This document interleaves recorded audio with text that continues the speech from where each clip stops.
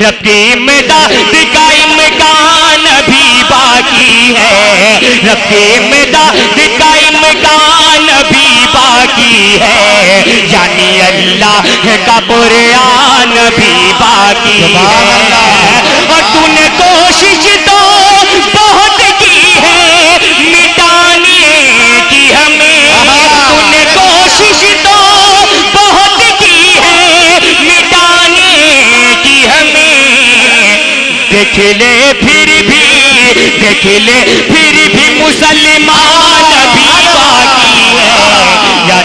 سبحان اللہ سبحان اللہ۔ میں آگے چلتے ہوئے بلا تطویل تفصیل کے میں آپ کے محبوب مقرر اور محبوب شاعر ہر دل عزیز پورے بندر کے آنکھوں کے تارے حضرت مولانا راشد صاحب ساقبی دامت برکاتہم العالیہ سے گزار ہوں کہ آپ تشریف لائیں اور اپنے متعینہ وقت میں اپنی پوری بات بیان فرما کر ہم سامعین کو ممنون کرم فرمائیں۔ مائک پر حضرت مولانا راشد صاحب ساقبی دامت برکاتہم۔ درود شریف پڑھ اللہم صلی علی سیدنا و شفیعنا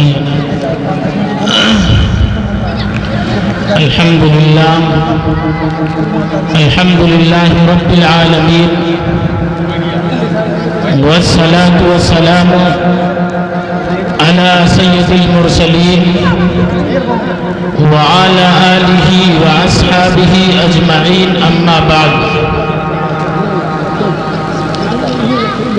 قال اللہ تبارک و تعالی فی القرآن المجید فاعوذ باللہ من الشیطان الرجیم بسم اللہ الرحمن الرحیم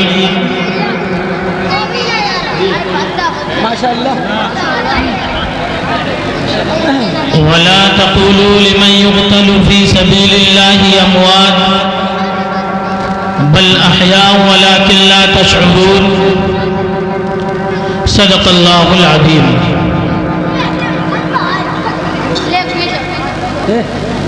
دعا کیجئے کہ اللہ رب العزت میری زبان سے سچ بات کہنے اور اللہ ہم سب کو اس پر عمل کرنے کی توفیق عطا فرمائے۔ آمین۔ میں اس وقت مناسب تو نہیں سمجھتا ہوں کیونکہ ہمارے استاد محترم حضرت اقدس مولانا مفتی مجیب الرحمن صاحب قاسمی دامت برکاتہم موجود ہوں اور یہ شاگرد لب کشائی کرے، مگر میں اپنی اصلاح کی غرض سے میں آپ حضرات کے سامنے چند منٹ کے لیے بیٹھا ہوں اور حضرت سے میں دعا کا طالب ہوں کہ حضرت اس اپنے خادم کے لیے اور اس اہکر کے لیے دعا کریں کہ اللہ علم میں ترقی عطا فرمائے۔ بیٹھا ہوں تو بہت کچھ سوچ کر کے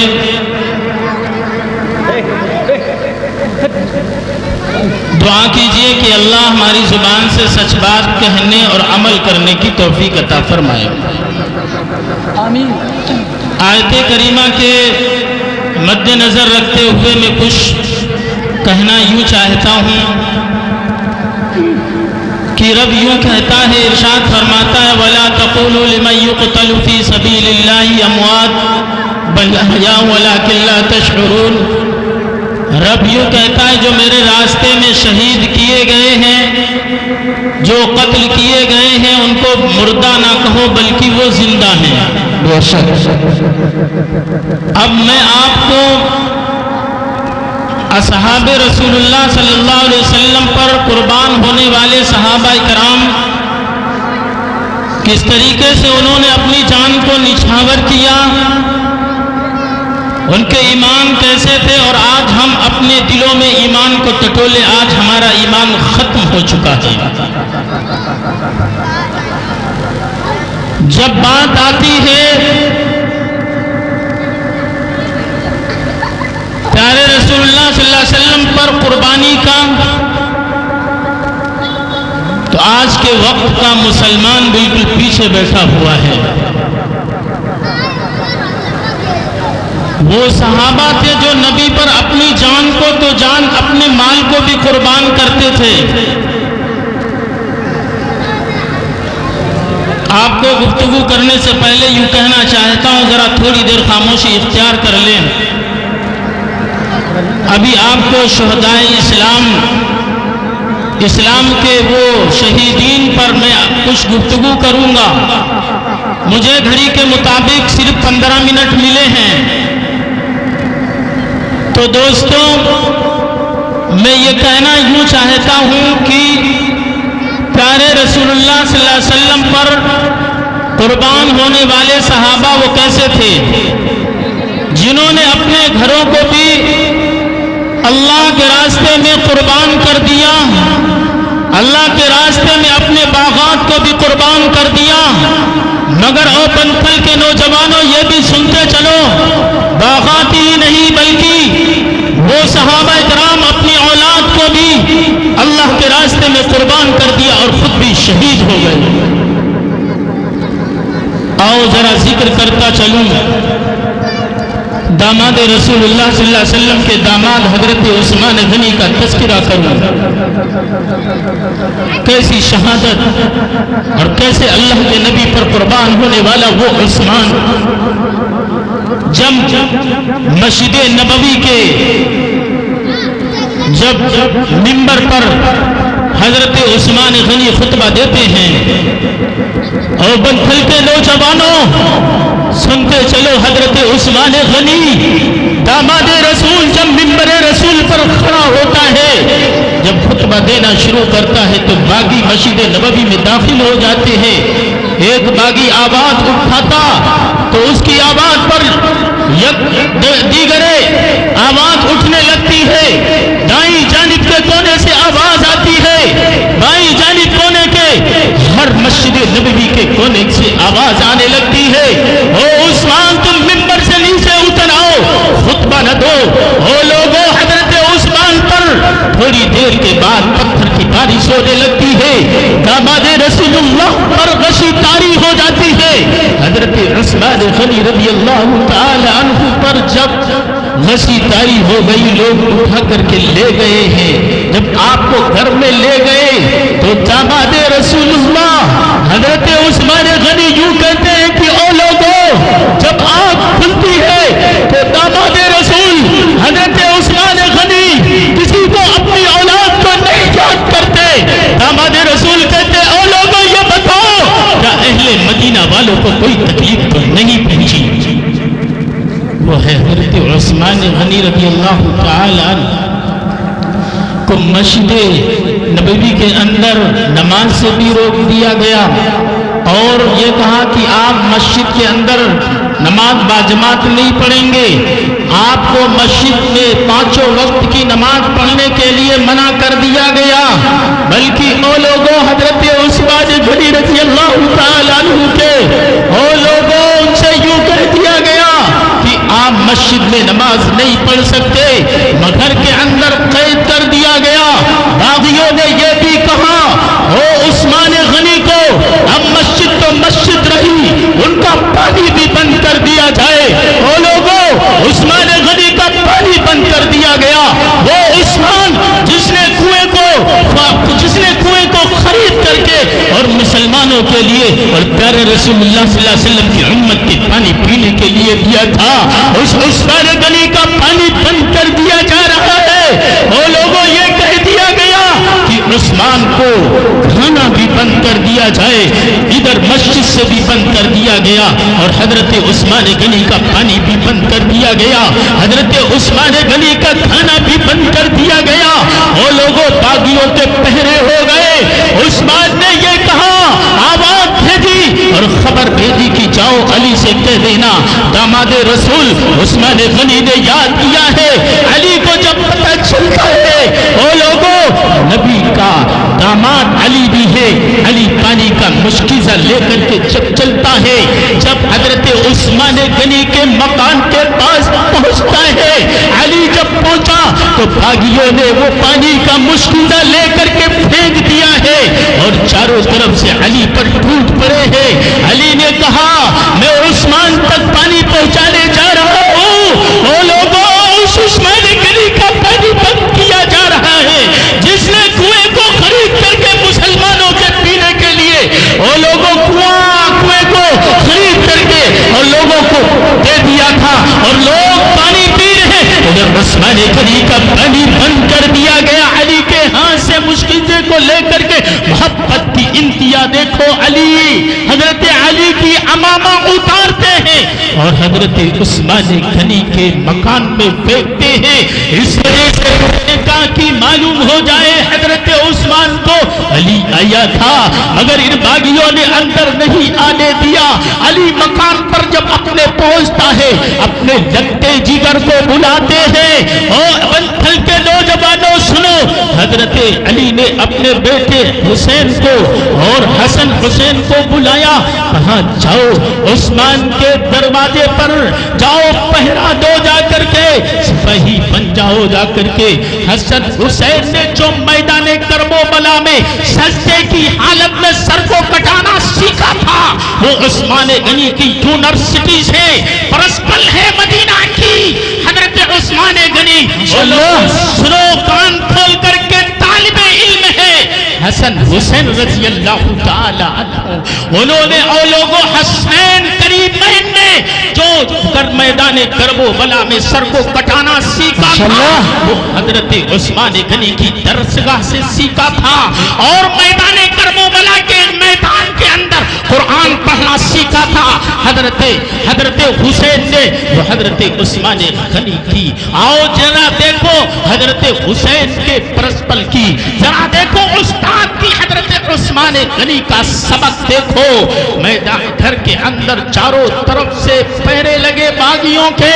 جب دیکھا حضرت علی کو پہرے دار دیکھا باغیوں نے حضرت علی کو اتنا مارا کہ دونوں بھائی حسنین کریمین زخمی ہو جاتے ہیں.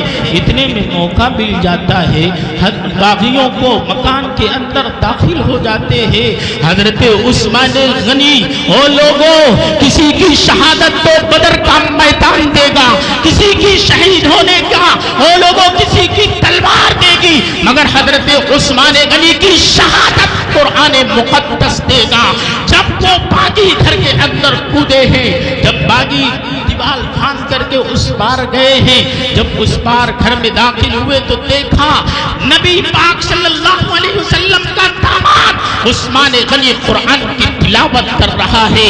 عثمان غنی پڑھ رہا تھا بس یکفیکہم اللہ وہو السمیع العلیم. تو ان ظالموں نے تلوار چلائی ہے. آپ کی اہلیہ آپ کی گھر میں رہنے والی وہ ماں دیکھو نبی پر اور اپنے شوہر پر عثمان پر اس طریقے سے قربان ہونے والی. جب دیکھا کہ باغی نے تلوار چلائی تو پیچھے سے آ کر کے عثمان غنی کی اہلیہ نے تلوار کو پکڑا ہے. جب تلوار پکڑی تو تاریخ میں لکھا ہوا ہے, آج یہ تاریخ اپنے دماغ میں رکھ کر کے لے جاؤ, وہ خواتین وہ عورت مگر اس کا ایمان دیکھو 3 انگلی کٹ جاتی ہے. او لوگوں حضرت عثمان غنی پر وار کیا گیا. حضرت عثمان غنی جب آپ پر وار کیا تو لوہے کی سلاخ کو جب آپ نے سر پر مارا ہے تو رب کعبہ کی قسم تاریخ میں لکھا ہے, مفتیان کرام سے پوچھو یہ تمہیں بتلائیں گے بدر کا میدان, تمہیں یہ بتلائیں گے جنگ کیا ہوتی ہے, کیا عثمان غنی شہید ہوا ہے, کیسے شہید ہوا ہے. جب آپ پر لوہے کی سلاخ ماری گئی تو آپ کا سر قرآن مجید نعرہ تکبیر, عظمت مصطفیٰ زندہ باد زندہ باد, عظمت آل رسول زندہ باد زندہ باد, مولانا راشد زندہ باد, علماء حق زندہ باد, علماء دیوبند زندہ باد. یہ وہ عثمان ہے جس نے قرآن کو زندہ کر دیا. عثمان کل بھی زندہ تھا اور آج بھی زندہ ہے اور انشاءاللہ قیامت تک زندہ رہے گا. عثمان کا نام چلتا رہے گا. وہ لوگوں ایک صحابہ نہیں بلکہ صحابیات ایسی جنہوں نے اپنی جان کو قربان کر دیا.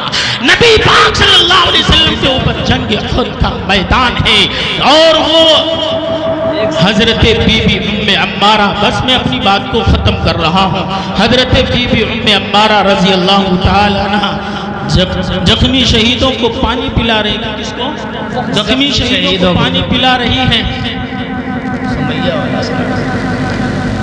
کیا دیکھا کہ زخمی صحابہ کو پانی پلا رہی، تو دیکھا ایک دشمن اللہ کے نبی. میں آج یہاں سے آپ کو جگانا چاہ رہا ہوں کہ ایک عورت ہے، اس کے اندر ایمان تو دیکھو. اور آج ہمارے پیارے رسول اللہ پر کھلا آپ کی شان میں گستاخی کی جا رہی. وہ حضرت بی بی عمارہ زخمی صحابہ کو پانی پلا رہی تھی، تو دیکھا ایک دشمن کا ناپاک ہاتھ پیارے رسول اللہ کے قدموں پر آپ کے جسم مبارک پر اٹھ رہا تھا. وہ ایمان بی بی حضرت عمارہ کا فوراً آپ نے صحابہ کو پانی پلانا چھوڑ دیا ہے اور ہاتھ میں تلوار لی ہے. اس بدبخت جس کا ناپاک ہاتھ پیارے رسول اللہ کے جسم اطہر پر اٹھ رہا تھا، اس نے یکدم حضرت بی بی عمارہ نے اس بدبخت کو جہنم رسید کر دیا اور پیارے رسول اللہ کو اس ناپاک ہاتھ کے اٹھنے سے روک لیا. وہ بی بی عمارہ ہے جنہوں نے نبی کی شان میں گستاخی کرنے والے ناپاک ہاتھ اٹھنے والے سل کر دیا، بلکہ اس کو جہنم رسید کر دیا ہے. تاریخ گواہ ہے جب حضرت بی بی عمارہ نے شہید کیا ہے، اس کو جب جہنم رسید کر دیا ہے، تو جگہ بعد دیکھا کہ تیر حضرت بی بی عمارہ پر آنا شروع ہو جاتے ہیں. ایک تیر آتا ہے، دوسرا تیر آتا ہے. تاریخ میں لکھا ہوا ہے حضرت بی بی عمارہ کے اوپر 90 تیر آئے، 90 پورے جسم میں زخم لگے ہوئے تھے. سبحان اللہ کی پیاری ہو گئے. اسی کو قرآن کہتا ہے، رب کائنات جو پکار کر کے کہتا ہے وَلَا تَقُولُوا لِمَن يُقْتَلُ فِي سَبِيلِ اللَّهِ أَمْوَاتٌ بَلْ أَحْيَاءٌ وَلَكِن لَّا تَشْعُرُونَ. قرآن کیوں کہتا ہے، رب کیوں کہتا ہے جو میرے راستے میں قتل کیے گئے ان کو مردہ نہ کہو بلکہ زندہ ہے. نبی پر قربان ہونے والے، نبی پر جان دینے والے، اللہ کی نافرمانی کرنے والوں کو جب ایسا سبق دو گے تو اسی کے لیے قرآن کی یہ آیت اتری ہے. تو آج سے تیار ہو جاؤ اور یوں عہد کر کے جانا کہ اگر آج سے پیارے رسول اللہ کی شان میں کسی نے گستاخی کی، جس طریقے سے بی بی عمارہ نے اپنی جان کو قربان کر دیا، ہم بھی اسی طریقے سے کر دیں گے. نعرہ تکبیر، اللہ اکبر.